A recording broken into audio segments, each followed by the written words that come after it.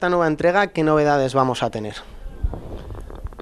So the point to start with is really where it all begins.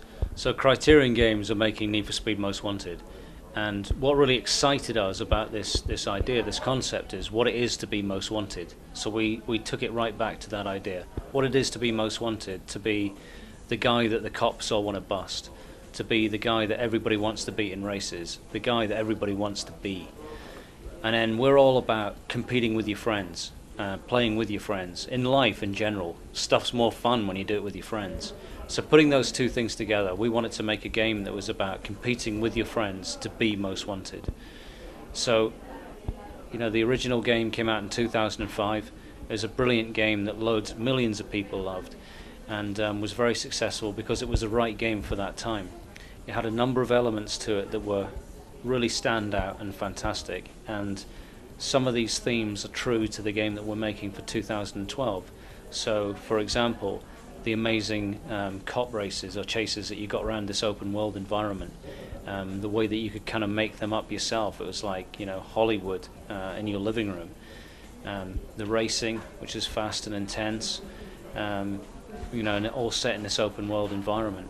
So we're really bringing that to life in a different way, you know, for today's audiences, that people will feel is kind of what they loved in terms of the idea from the original game, but done in a way that's, you know, right for today's audience.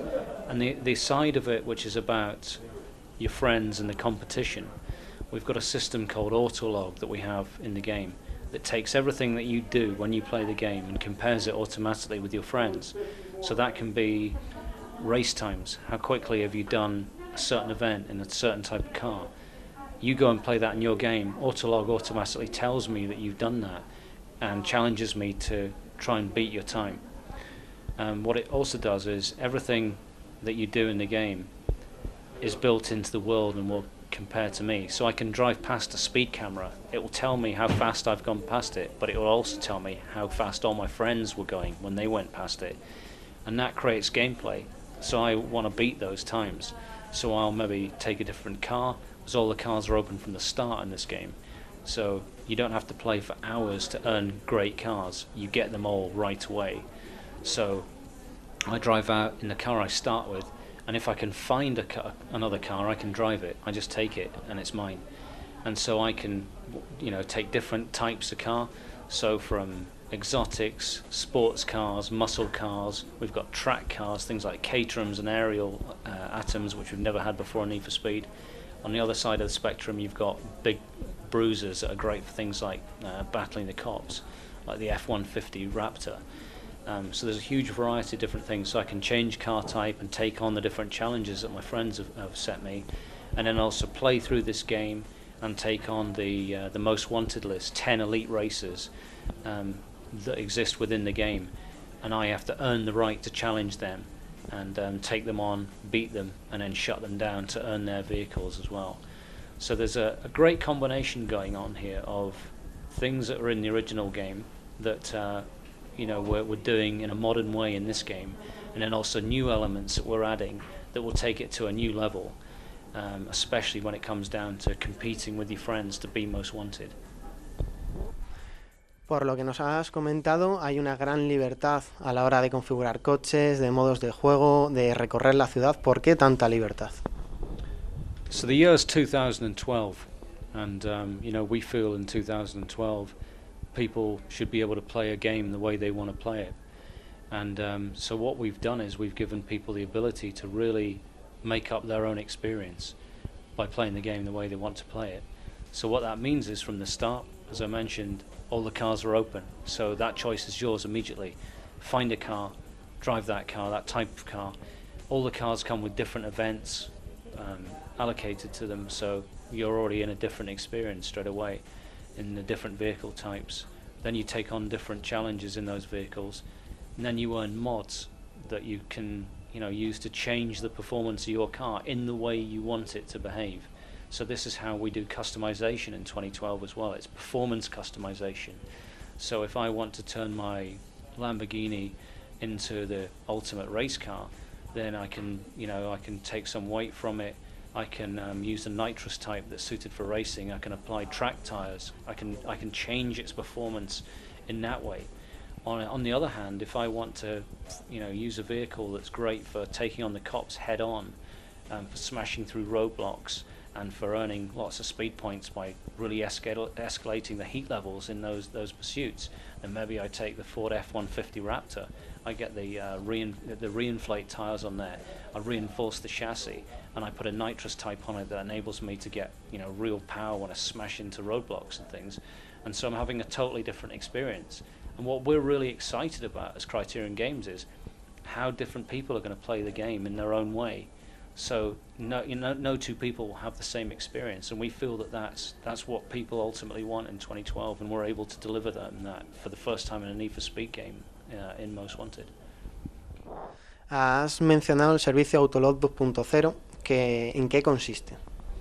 So we introduced Autolog in Need for Speed Hot Pursuit in 2010, and essentially what that did was it looked at how people played events in races and things in single player, and it compared them automatically to their friends. So it said, hey, this friend of yours has done this race in this time, maybe you want to try and beat it.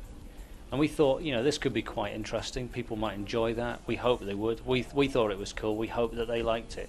So we thought maybe it would encourage them to play the events 2-3 more times. What we found was they were playing the events 40, 50 more times. They couldn't get enough of it. This whole idea about social competition really touched the nerve with our players, way beyond our wildest dreams. And also they were adding on average 4 extra players onto their friends list because they wanted their friends to come and play the game with them, which was incredible.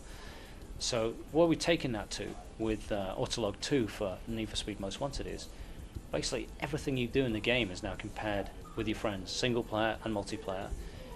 So from event times in terms of races and things, and being able to generate recommendations from that like we had in Hot Pursuit, but taking it down to all sorts of fun things, just like how many different cars you found around the world, so that whatever you do, it's telling you how you're comparing with your friends, so it's always giving you that context. So good is now compared to my friends, and it's all about being most wanted. That's the way that we measure people.